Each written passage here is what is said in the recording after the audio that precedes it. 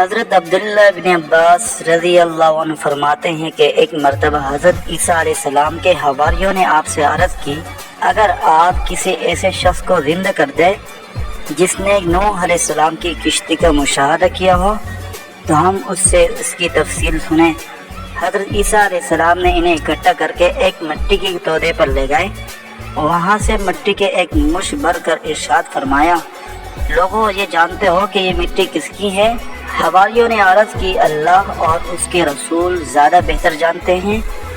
آپ نے فرمایا، یہ کعب حام بن نوح علیہ السلام کی مٹی ہے۔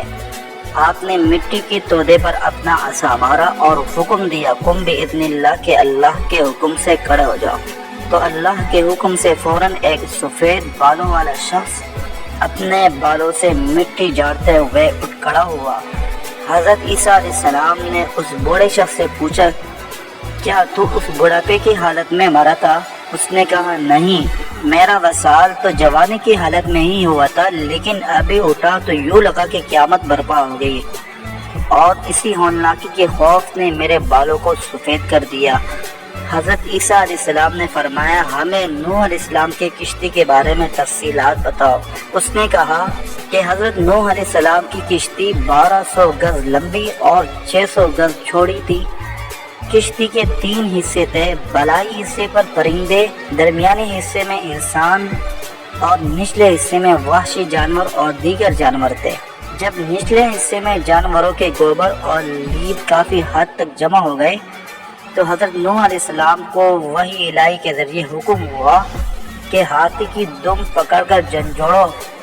آپ نے دم جھنجھوڑی تو وہاں سے خنزیر گر پڑے۔ خنزیر گرتے ہی غلاظت کی طرف لپکے۔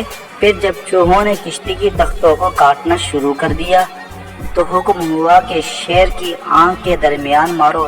جب حضرت نوح علیہ السلام نے مارا تو شیر کے نتنوں سے بلیوں کا جوڑا نکلا جو چوہوں پر جھپٹ پڑا۔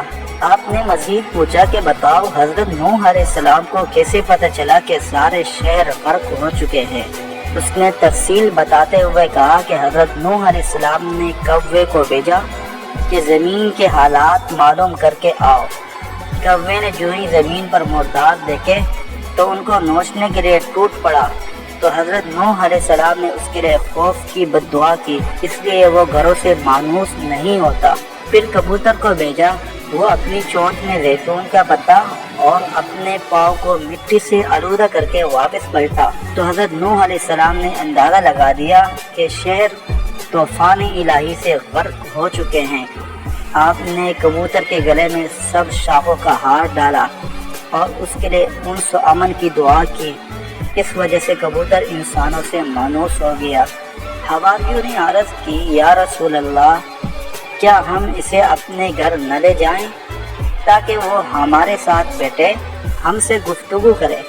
آپ نے فرمایا، ایسا ممکن نہیں ہے، کیونکہ اس کا رزق دنیا سے ختم ہو چکا ہے۔ پھر آپ نے اسے حکم فرمایا کہ اللہ کے حکم سے واپس لوٹ جاؤ، تو وہ دوبارہ اپنے ٹھکانے کی طرف لوٹ گیا اور مٹی ہو گیا۔